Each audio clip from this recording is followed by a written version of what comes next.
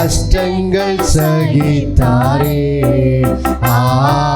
கர்த்தன் இயேசு பாருனக்காய் கஷ்டங்கள் சகித்தாரே. விலையேற பெற்ற திரு ரத்தமே அவர் விழாவில் நின்று பாயுதே. விலையேற பெற்றோனாய் உன்னை மாற்ற விலையாக ஈந்தனரே. விலையேற பெற்றோனாய் உன்னை மாற்ற விலையாக ஈந்தனரே. பொன்வெள்ளியோ மண்ணின் வாழ்வோ இவ்வன்பு கிணையாகுமோ. அன்னையிலும் அன்பு வைத்தே தம் ஜீவனை ஈந்தாரே. அன்னையிலும் அன்பு வைத்தே தம் ஜீவனை ஈந்தாரே. விலையேற பெற்ற திரு ரத்தமே அவர் விழாவில் நின்று பாயுதே. விலையேற பெற்றோனாய் உன்னை மாற்ற விலையாக ஈந்தனரே. விலையேற பெற்றோனாய் உன்னை மாற்ற விலையாக ஈந்தனரே. சிந்தையிலே பாரங்களும் நிந்தைகள் ஏற்றவரா துங்குகின்றார் பாதகன் போல் மங்கா வாழ்வழிக்கவே. தொங்குகிறார் பாதகன் போல் மங்கா வாழ்வழிக்கவே. விலையேற பெற்ற திரு ரத்தமே அவர் விழாவில் நின்று பாயுதே. விலையேற பெற்றோனாய் உன்னை மாற்ற விலையாக ஈந்தனரே. விலையேற பெற்றோனாய் உன்னை மாற்ற விலையாக ஈந்தனரே.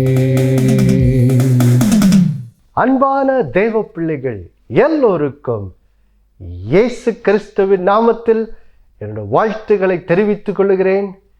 பிதாவாகிய தேவனாலும் நம்முடைய கர்த்தராகிய இயேசு கிறிஸ்துவினாலும் உங்கள் எல்லோருடைய வாழ்விலும் கிருபையும் சமாதானமும் உண்டாவதாக என்று சொல்லி உங்களை வாழ்த்துவதிலே நான் மிகுந்த மகிழ்ச்சி அடைகிறேன்.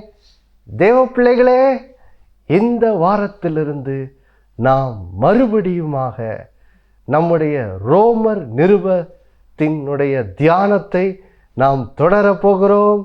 அல்லேலூயா! எவ்வளோ பெரிய ஒரு சந்தோஷம் பாருங்க. கடந்த ஆண்டிலே 2025 நாம் ரோமர் 3, 4, 5 அதிகாரத்தை நாம் தியானித்து முடித்தோம். கடந்த 3 மாதங்களாக நாம் கர்த்தர் கொடுத்த மற்ற செய்திகளை நாம் தியானித்தோம். இந்த மாதத்திலே நாம் மறுபடியுமாக நம்முடைய ரோமர் நிருப தியானத்தை தொடரப்போகிறோம். தேவ பிள்ளைகளே, வாசிக்க கேட்கலாம். ரோமர் 6ஆம் அதிகாரம் 1-3 வசனங்களை வாசிக்க கேட்கலாம். ஆகையால் என்ன சொல்லுவோம்? கிருபை பெருகும்படிக்கு பாவத்திலே நிலை நிற்கலாம் என்று சொல்வோமா? கூடாதே. பாவத்துக்கு மரித்த நாம் இனி அதிலே எப்படி பிழைப்போம்? கிறிஸ்து இயேசுவுக்குள்ளாக ஞானஸ்தானம் பெற்ற நாம் அனைவரும் அவருடைய மரணத்துக்குள்ளாக ஞானஸ்தானம் பெற்றதை அறியாமல் இருக்கிறீர்களா? தேவ பிள்ளைகளே, நாம் ரோமர் 3-5 அதிகாரத்திலே எப்படி நாம் விசுவாசத்தினாலே நீதிமானாக்கப்படுகிறோம் என்ற அந்த சத்தியத்தை மிக தெளிவாக என்ன செய்தோம்? நாம் பார்த்தோம். பாருங்கள் தேவ பிள்ளைகளே, விசுவாசத்தினாலே நாம் நீதிமானாக்கப்படுகிறோம் என்றால் என்ன அர்த்தம்? பாவத்தின் நிமித்தம் நாம் கர்த்தரை விட்டு பாருங்க பிரிக்கப்பட்டோம். கர்த்தரை விட்டு நம்ம தூரமானவர்களாய் மாறினோம். ஆனால் ஆண்டவர் இயேசு கிறிஸ்து அவர் தம்முடைய மீட்பின் மூலம் நமக்கு அருளுகிற ரட்சிப்பின் மூலம் இப்பொழுது நம்ம என்ன செய்கிறார்? நீதிமானாக என்ன செய்கிறார்? மாற்றுகிறார். அப்படி என்றால் என்ன?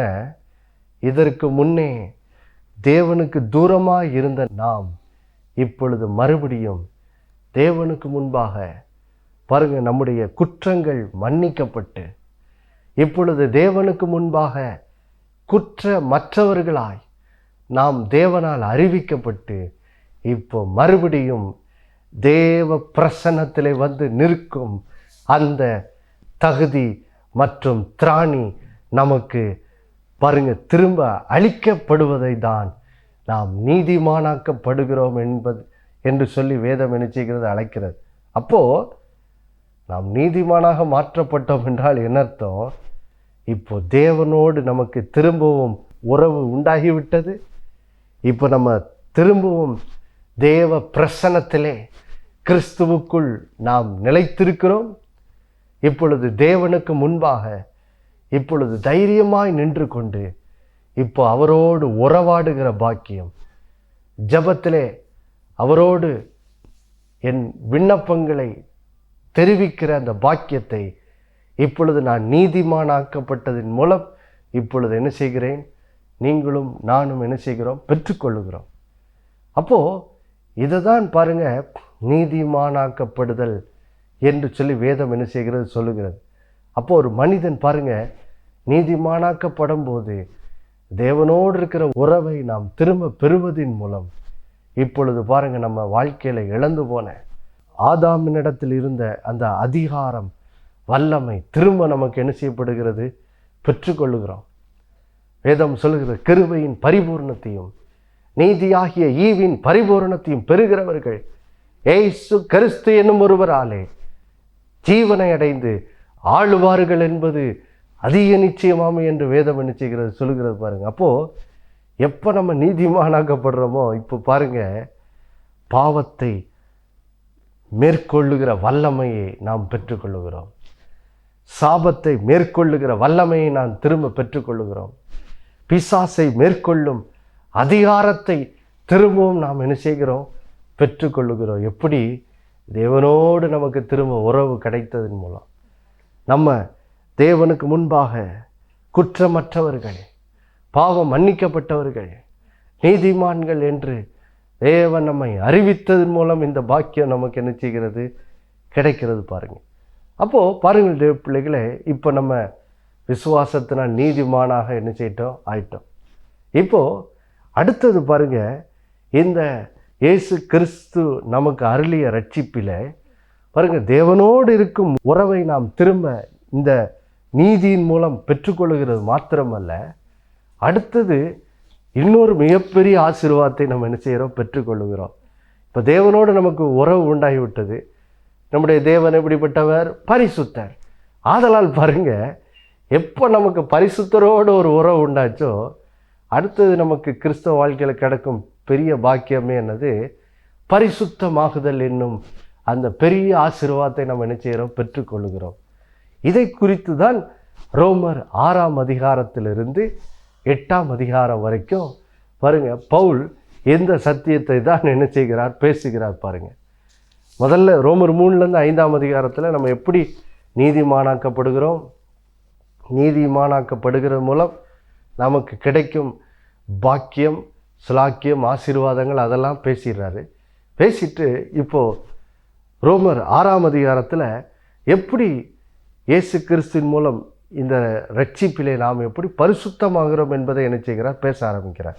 பேச ஆரம்பிக்கும் போது பாருங்கள், அங்கே 6ஆம் அதிகாரம் 1வது வசனத்தில் பவுல் ஒரு கேள்வியோடு என்ன செய்கிறார்? ஆரம்பிக்கிறார். என்ன கேள்வி பாருங்க, ஆகையால் என்ன சொல்வோம்? கிருபை பெருகும்படிக்கு பாவத்திலே நிலை நிற்கலாம் என்று சொல்வோமோ? கூடாதே. பாருங்க, இன்னைக்கு நாம் தேவ கிருபையை குறித்து பேசும்போது எப்படி நம்ம கிரியைகளினால் அல்ல, இப்பொழுது விசுவாசத்தினால் மாத்திரமே நாம் நீதிமானாக்கப்படுறோம் அப்படின்னு சொல்லி இந்த சத்தியத்தை நம்ம கேட்ட உடனே பாருங்க, மாம்ச மனுஷனுக்கு வருகிற முதல் சந்தேகம் என்னென்னா, அல்லது முதல் எண்ணம் என்னென்னா, அப்போது நம்ம கிருபையினால தான் நீதிமானாக்கப்படுறோன்னா, அப்போது நீங்கள் என்ன சொல்கிறீங்க? நான் அப்போது எவ்வளோ வேணாலும் இஷ்டம் போல் பாவம் பண்ணிக்கலாம், பாவம் பண்ணாலும் பாவம் பெருகின இடத்தில் கிருபை அதிகமாய் பெருகிட்டுன்னு இப்போது ரோமர் 5:20 வேதம் சொல்லியிருக்கலாம். அப்போது நான் பாவத்தில் தொடர்ந்து எவ்வளோக்கு எவ்வளோ நான் நிற்கிறேனோ அந்த அளவுக்கு தானே அப்போ கிருபை இன்னும் அதிகமாக பெருகும் அப்படின்னு நீங்கள் சொல்கிறீங்களா? அப்போ நான் கிருபையினால தானே நான் நீதிமானாக்கப்படுறேன். அப்போது நான் எப்படி வேணாலும் இஷ்டம் போல் நான் என்ன செய்யலாம், வாழலாமா? இதை தான் நீங்கள் சொல்கிறீங்களா அப்போஸ்தலனாகிய பவுலே அப்படின்னு சொல்லி பாருங்கள். சில ஜனங்கள் என்ன செய்கிறாங்க, பவுல்கிட்ட கேள்வி கேட்டது மட்டும் இல்லை, இன்றைக்கும் பாருங்கள் திருச்சபையில் நாம் தேவ கிருபையை பற்றி பேசும்போது எல்லாரோட மனசில் வர்ற கேள்வியை தான், அப்போ பிரசங்கர் நான் எப்படி வேணாலும் இஷ்டம் போல் வாழலாம்னு சொல்கிறாரோ அப்படின்னு தான் பாருங்கள் மனசில் என்ன செய்யுது, எண்ணங்கள் என்ன செய்து வருகிறது. அது இப்படி தான் மனிதனுடைய இருதயத்தில் எண்ணம் வரும்னு சொல்லி ஆவியானவருக்கு நன்றாகவே என்னது தெரியும். அதனால தான் ஆவியானவர் இங்கே என்ன செய்கிறாரு பாருங்கள், அந்த கேள்விக்கு இங்கே ஆவியானவர் இந்த அதிகாரத்தில் என்ன செய்கிறார், பதிலளிக்கிறார். என்ன பதிலளிக்கிறார் ஆவியானவர் பாருங்கள், அப்போஸ்தலனாகிய பவுல் மூலமாக சொல்கிறாரு, பாவத்துக்கு மரித்த நாம் இனி அதில் எப்படி பிழைப்போம்? வாசிக்க கேட்கலாம். 2-4 வரைக்கும் வாசிக்க கேட்கலாம். பாவத்துக்கு மரித்த நாம் இனி அதிலே எப்படி பிழைப்போம்? கிறிஸ்து இயேசுவுக்குள்ளாக ஞானஸ்தானம் பெற்ற நாம் அனைவரும் அவருடைய மரணத்துக்குள்ளாக ஞானஸ்தானம் பெற்றதை அறியாமல் இருக்கிறீர்களா?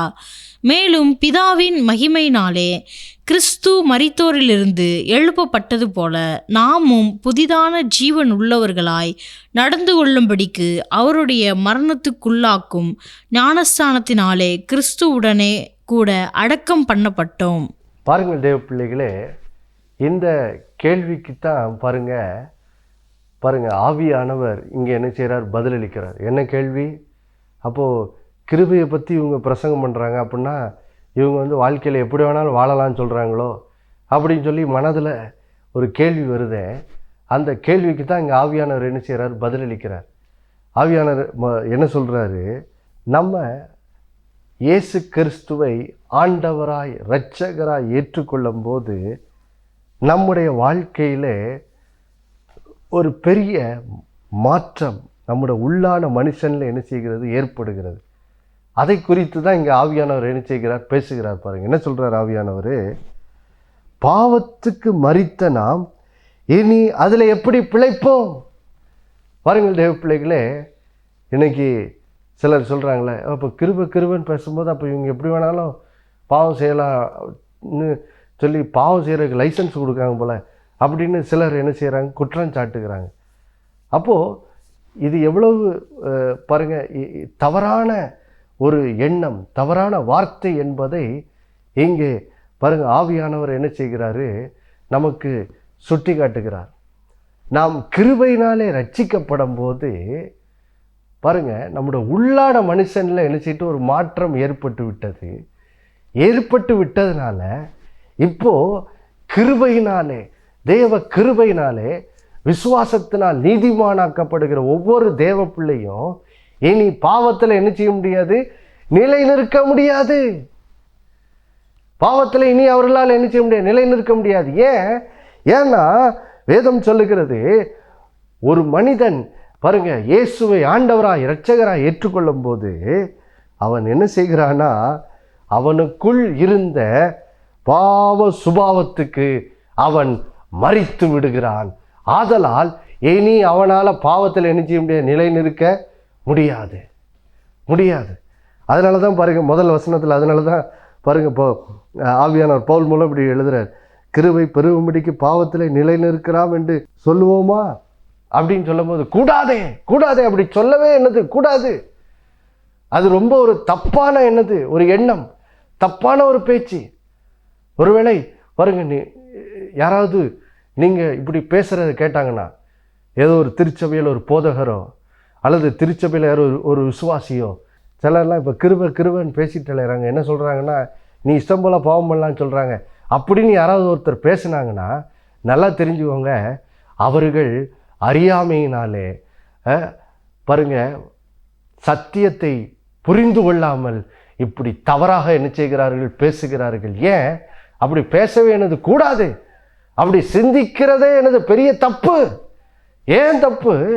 ஏன்னா ஒரு மனுஷன் கிருபையினாலே விசுவாசத்தினால் நீதிமானாக்கப்படும் போது அவனுக்கு தேவனோடு ஒரு உறவு உண்டாகிறது மட்டும் இல்லை, பாருங்க அந்த உறவின் மூலம் பாருங்க அவனுடைய வாழ்க்கையில், அவனுடைய உள்ளான மனுஷன்ல, அவனுடைய சுபாவத்தில் ஒரு பெரிய மாற்றம் என்ன செய்கிறது, உண்டாகிறது. தேவ பிள்ளைகளே, என்ன மாற்றம்? அவனுக்குள்ளாக இருந்த அந்த ஆதாமின் பாவ சுபாவத்துக்கு அவன் என்ன செய்கிறான்? மரித்து விடுகிறான். அப்போ பாவ சுபாவத்துக்கு மரித்து விடுகிறதுனால இனி அவனால் அதில் பாவத்தில் என்ன செய்ய முடியாது, இனி நிலை நிற்க முடியாது. இனி அவன் இஷ்டம் போல நான் இனி பாவம் செய்யலாம் அப்படின்னு சொல்லி நினைக்கிற அந்த வாழ்க்கையில் அப்படிப்பட்ட எண்ணமே இனி அவனுக்கு என்ன செய்யாது, அவனுக்குள்ளே இருக்க முடியாது. ஏன்னா எப்படி வேணாலும் நான் வாழலான்னு சொல்லி அப்படிப்பட்ட எண்ணத்தை அவனுக்குள்ளே ஒரு மனுஷனுக்குள்ளே உண்டாக்கிய அந்த பாவ சுபாவத்துக்கு இப்போ ஒரு ரட்சிக்கப்பட்ட தேவனோட பிள்ளை என்ன செய்து விடுகிறான்? மரித்து விடுகிறான். ஆதலால் இனி அந்த ரட்சிக்கப்பட்ட நபர் இனி என்ன செய்ய முடியாது? பாவத்தில் நிலைநிற்க முடியாது. இனி அவர்கள் பாருங்க பரிசுத்தராகிய தேவனுடைய அந்த பரிசுத்த சுபாவத்தில் நடக்கிறவர்களாய் அவர்கள் வாழ்க்கை என்ன செய்கிறது? மாற ஆரம்பித்து விடுகிறது. பாருங்க, ஒரு டிரான்ஸ்ஃபர்மேஷன், ஒரு மறுரூபம் ஒரு ரட்சிக்கப்பட்ட தேவனோட பிள்ளைகளை என்ன செய்து வாழ்க்கையில் என்ன செய்து விடுகிறது? உண்டாகி விடுகிறது. அதை குறித்து தான் பாருங்க இந்த ரோமர் 6ஆம் அதிகாரத்தில் ஆவியானவர் பவுல் மூலமாக என்ன செய்கிறார்? எழுதுகிறார். பாருங்கள் தேவ பிள்ளைகளே, இதுக்கு பெரிய எடுத்துக்காட்டே யாருன்னா வேறு யாருமே இல்லை, இந்த ரோமர் நிருபத்தை எழுதின அப்போஸ்தலனாகிய பவுல் அதுக்கு ஒரு பெரிய சாட்சியாக என்ன செய்கிறார்? இருக்கிறார். பாருங்க, அவர் ரட்சிக்கப்படுறதுக்கு முன்னாடி சபையை துன்புறுத்துகிற ஒரு பொல்லாத மனுஷனாக என்ன செய்தார்? இருந்தார். ஆனால் இந்த பவுல் தான் பாருங்க, அவரே சாட்சியாக சொல்கிறாரு. அவர் ரட்சிக்கப்பட்ட பிறகு அவர் எப்படி கர்த்தருக்காக வாழுகிற ஒரு அப்போஸ்தலனாக அவரோட வாழ்க்கை எப்படி மாற்றப்பட்டது, எப்படி அந்த அளவுக்கு அவரோட வாழ்க்கையில் ஒரு பெரிய ஒரு மறுரூபம், ஒரு மாற்றம் எப்படி பவுல் தன்னோட வாழ்க்கையில் அனுபவித்தேன் என்பதை குறித்து தான் பாருங்கள். அந்த சத்தியத்தை தான் இங்கே ரோமர் நிருபத்தில் ஆவியானவரை கொண்டு பவுல் என்ன செய்கிறார்? எழுதுகிறார். எப்படி அப்படிப்பட்ட சபையை துன்புறுத்தின பவுல் எப்படி ரட்சிக்கப்பட்ட பிறகு ஆண்டவர் இயேசுவை சந்தித்த பிறகு எப்படி வாழ்க்கையில் ஒரு பெரிய மாற்றம் உண்டானது, எந்த இயேசு கிறிஸ்துவின் சீடர்களை அவர் துன்பப்படுத்தி எந்த இயேசு கிறிஸ்துவின் நற்செய்தி எங்கும் பரவக்கூடாது என்று சொல்லி அவர் மிகவும் தீவிரமாய் செயல்பட்டாரோ, இப்போ அந்த சுவிசேஷத்தையே உலகமெங்கும் ஓடி ஓடி போய் அறிவிக்கிற ஒரு மனுஷனாய், ஒரு பெரிய அப்போஸ்தலனாக அவரோட வாழ்க்கை என்ன செய்யப்பட்டது? மாற்றப்பட்டது. எப்படி இப்படிப்பட்ட ஒரு இவ்வளோ ஒரு மாற்றம் அவர் வாழ்க்கையில் எப்படி உண்டானது? பாருங்கள் தேவ பிள்ளைகளே, அதை தான் இங்கே ரோமர் 6ஆம் அதிகாரம் 3-4 வசனத்தில் அவர் சொல்ல ஆரம்பிக்கிறார். பாருங்கள் எப்படி அந்த மாற்றம் வந்துச்சா. இப்போ 3ஆவது வசனம் 4ஆவது வசனத்தை வாசிக்கலாம். கிறிஸ்து இயேசுவுக்குள்ளாக ஞானஸ்தானம் பெற்ற நாம் அனைவரும் அவருடைய மரணத்திற்குள்ளாக ஞானஸ்தானம் பெற்றதை அறியாமல் இருக்கிறீர்களா? பாருங்க, இங்கே ஆவியானவர் அப்போஸ்தலனாகிய பவுல் மூலம் பாருங்க சொல்லுகிறாரு, எப்படி ஒரு மனுஷன் ரட்சிக்கப்படும் போது அவனோட வாழ்க்கையிலே எப்படி அவனை அடிமைப்படுத்திய பாருங்க. பவுல் ரட்சிக்கப்படுறதுக்கு முன்னாடி இப்படி சபையை துன்படுத்துகிற ஒரு பொல்லாத மனுஷனாக இருந்தார். எப்படி அப்படி இருந்தார்? ஏன்னா அவருக்குள்ள ஒரு பாவ சுபாவம் என்ன செய்தது இருந்தது. அந்த பாவ சுபாவம் அவரை பாருங்க அடிமைப்படுத்தி வைத்திருந்ததுனால தான் ஒரு பொல்லாத மனுஷனாக அவர் வாழ்ந்தார். ஆனால் என்றைக்கு பாருங்கள், இப்போ பவுல் தன்னோட வாழ்க்கையின் அனுபவத்தை மட்டும் இல்லை, ரட்சிக்கப்படுற ஒவ்வொருத்தருடைய வாழ்க்கையிலும் பாருங்கள், ரட்சிக்கப்படும் போது அவங்களோட உள்ளான மனுஷனில் ஏற்படுகிற மாற்றத்தை குறித்துங்க ஆவியானவர் சொல்கிறார் பாருங்கள். எப்படி ஒரு பாவி நீதிமானாக மாறின பிறகு எப்படி அவனோட வாழ்க்கையில் ஒரு பெரிய மாற்றம் உண்டாகிறது, எப்படி அவன் பரிசுத்தமாக வாழ ஆரம்பிக்கிறான், அது எப்படி நடக்குது, அந்த அந்த மாற்றம் அவனுக்குள்ளே எப்படி உண்டாகிறது, இப்படி தான் உண்டாகிறதான் பாருங்கள். ஒரு விசுவாசி ரட்சிக்கப்படும் போது அவர்கள் கிறிஸ்து இயேசுவுக்குள்ளாக என்ன செய்யப்படுகிறார்கள்? ஞான ஸ்நானம் பண்ணப்படுகிறார்கள்.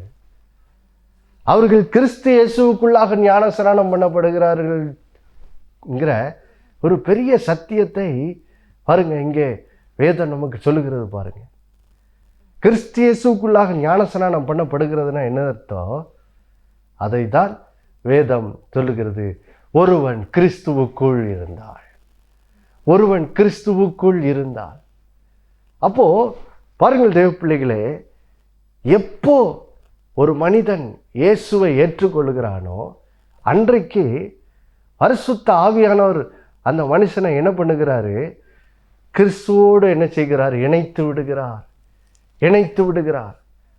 ஆவியானவர் நம்மை பாருங்க ஆவிக்குரிய ரீதியில் கிறிஸ்து இயேசுவுக்குள்ளாக என்ன செய்து விடுகிறார்? ஞானஸ்நானம் பண்ணி இப்போ நம்மை கிறிஸ்துவுக்குள் என்ன செய்கிறார்? வைத்து விடுகிறார். அப்போ நம்ம கிறிஸ்துவுக்குள் வைக்கப்படுகிறது மூலம் என்ன நடக்குது பாருங்கள் தேவ பிள்ளைகளே. இப்போ நாம் நம்முடைய பாவ சுபாவத்துக்கு என்ன செய்கிறோமா? மரித்து விடுகிறோமா? எப்படி மரிக்கிறோம்? இயேசு சிலுவையிலே நம்முடைய பாவத்தை சுமந்தவராக என்ன செய்தார்? அவர் தொங்கினார். நம்முடைய பாவத்தை சுமந்து அவர் என்ன செய்தார்? மரித்தார் அல்லவா? அந்த மரணத்தில் நம்ம என்ன செய்கிறோமா? இணைக்கப்பட்டு விடுகிறோமா? ஆவியானவர் நம்மை கிறிஸ்துவுக்குள் வைக்கிறது மூலம் என்ன ஆகி விடுகிறது? இப்போ இயேசுவுக்கு சிலுவையில் என்ன நடந்துச்சோ அந்த அந்த காரியம் நம்முடைய வாழ்விலும் என்ன செய்து விடுகிறது? நிறைவேறி விடுகிறது. இயேசு சிலுவையிலே நம்முடைய பாவத்துக்காக மரித்தார் அல்லவா? அப்பொழுது நாமும் இயேசுவோடு கூட நம்முடைய பழைய பாவ சுபாவத்துக்கு என்ன செய்து விடுகிறோம்? மரித்து விடுகிறோம். அதுதான் எங்கள் ஆவியானவர் சொல்லி, எப்போ இந்த சத்தியம் உனக்கு தெரியாதா? உனக்கு தெரியாதா? இதை நீ அறிந்து கொள்ளுன்னு ஆவியானவர் என்ன செய்கிறார்? சொல்லுகிறார் பாருங்க. ஆவியானவர் நமக்கு என்ன சொல்றாரு? நமக்கு என்னைக்கு ரட்சிக்கப்பட்டமோ அன்றைக்கு நாம் நம்மை அடிமைப்படுத்தி வைத்திருந்த அந்த பாவ சுபாவத்திற்கு நாம் இயேசு கிறிஸ்துவுக்குள் என்ன செய்து விட்டோம்? மரித்து விட்டோம். எப்படி? நாம் இயேசுவுக்குள் ஞானஸ்நானம் செய்யப்பட்ட போது ஆவியானவர் பாருங்க நம்மை இயேசு கிறிஸ்துவுக்குள்ளாக நம்ம வைத்த போது என்ன ஆகிறது? இயேசு கிறிஸ்துவனுடைய அந்த சிலுவை பாடு மரணத்தில் நாமும் என்ன செய்கிறோம்? இணைக்கப்பட்டு இப்போ இயேசு கிறிஸ்துவுக்குள் அவருடைய மரணத்திலே நாமும் பங்குள்ளவர்களாய் மாறி நம்முடைய பாவ சுபாவத்துக்கு நம்ம என்ன செய்கிறோம்? மரித்து போய் விடுகிறோம் பாருங்க, மரித்து போய் விடுகிறோம். இதனால தான் 2வது வசனத்தில் வேதம் சொல்லுது, பாவத்துக்கு மரித்த நாம் இனி அதில் எப்படி பிழைப்போம்? பாவ சுபாவத்துக்கு நம்ம என்ன செய்தாச்சு? மரிச்சாச்சு. மரித்து போனதுக்கப்புறம் இப்போது நான் தொடர்ந்து பாவத்தில் நிலை நிற்கலாம் அப்படின்னு நான் பேசினா நான் என்ன பண்ணுறேன்? புத்தியினமாக பேசிக்கிட்டு இருக்கேன்னு அர்த்தம். நான் இனி பாவத்தில் என்ன செய்ய முடியாது? நிலை நிற்க முடியாது. ஏன்? எனக்குள்ள ஒரு மாற்றம் ஏற்பட்டு விட்டது. இயேசு கிறிஸ்து எனக்குள்ளே வந்து விட்டார்.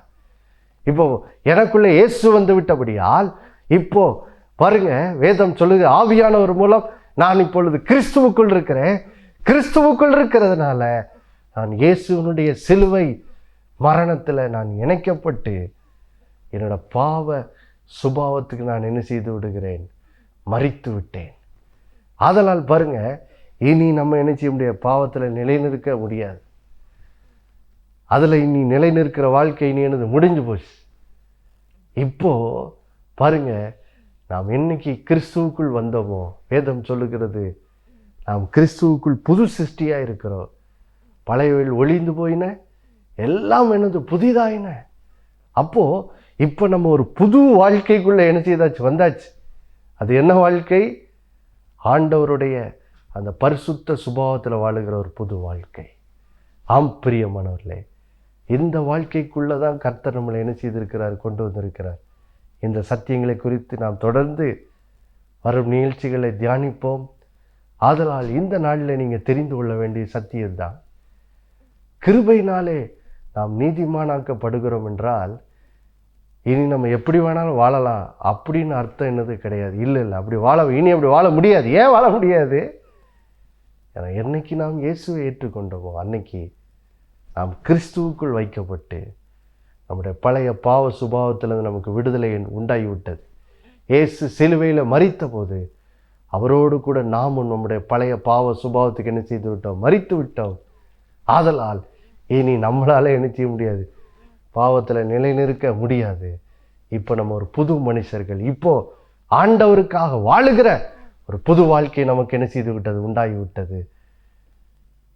இப்படியாக வாழும்படியாக தான் கர்த்தர் நம்ம என்ன செய்கிறார், அழைக்கிறார். அதனால்தான் 1 பேதுருவில் 1ஆம் அதிகாரத்தில் வேதம் சொல்லுகிறது, அவர் பரிசுத்தராக இருக்கிறபடினால் நீங்களும் பரிசுத்தமாக என்ன செய்யுங்க, வாழுங்கள் என்று வேதம் சொல்லுகிறது. ஆதலால் அப்படி வாழும்படி நம்மை அர்ப்பணிப்போம். நாம் ஜெபிக்கலாமா? அன்புள்ள பரலோக பிதாவே, ஆண்டவராக இயேசுவின் நாமத்திலும் சமூகத்தில் வருகிறோப்பா. நாளிலே எங்களோடு பேசிய இந்த அற்புதமான வார்த்தைக்காக நன்றி. இன்றைக்கு பலருக்குள்ள பல கேள்வி ஆண்டவர், இந்த கிருபையின் செய்தியை கேட்கும்போது அப்போ இவங்க எப்படி வேணாலும் வாழலாம் அப்படின்னு சொல்கிறாங்களோ அப்படின்னு சொல்லி பலருக்குள்ள இந்த கேள்வி வருகிறது. ஆனால் இன்றைக்கி நீங்கள் எங்களோடு பேசியிருக்கிறீங்க. ஏன் கிருபையினால் விசுவாசத்தை கொண்டு நீதிமானாக்கப்படும் போது ஏன் இனி அப்படிலாம் வாழ முடியாது, இனி நாம் பாவத்தில் நிலைநிற்கலாம் என்று சொல்லக்கூடாது? ஏன்? ஏன்னா பாவ சுபாவத்துக்கு நாம் மரித்து விட்டோம். நாம் பாவ சுபாவத்துக்கு மரித்து விட்டபடியால் இனி அதில் என்ன செய்ய முடியாது, நிலை நிற்க முடியாது. இப்பொழுது புது மனுஷனாக நாம் மாற்றப்பட்டிருக்கிறோம். ஆதலால் அவர் பரிசுத்தராக இருக்கிறது போல இப்பொழுது நாங்களும் பரிசுத்தமாய் வாழும்படியான ஒரு புது வாழ்க்கைக்குள்ளாக நீர் எங்களை அழைத்து கொண்டு வந்திருக்கிறீர் என்று கற்றுக்கொண்டோமே.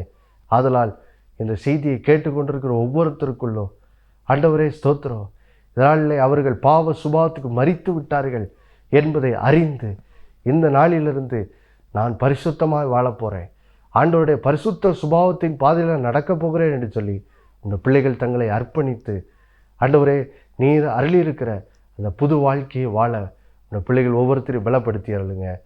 இயேசுவின் மூலம் வேண்டிக் கொள்ளுகிறோம் நல்ல பிதாவே, ஆமேன். மறுபடியும் அடுத்த வாரம் சந்திக்க நினைப்பூட்டுகிறேன். இயேசுவே ஆண்டவர். ஒவ்வொரு நாளும் அவர் மேல் விசுவாசம் வைத்து வாழுங்கள். ஆமேன்.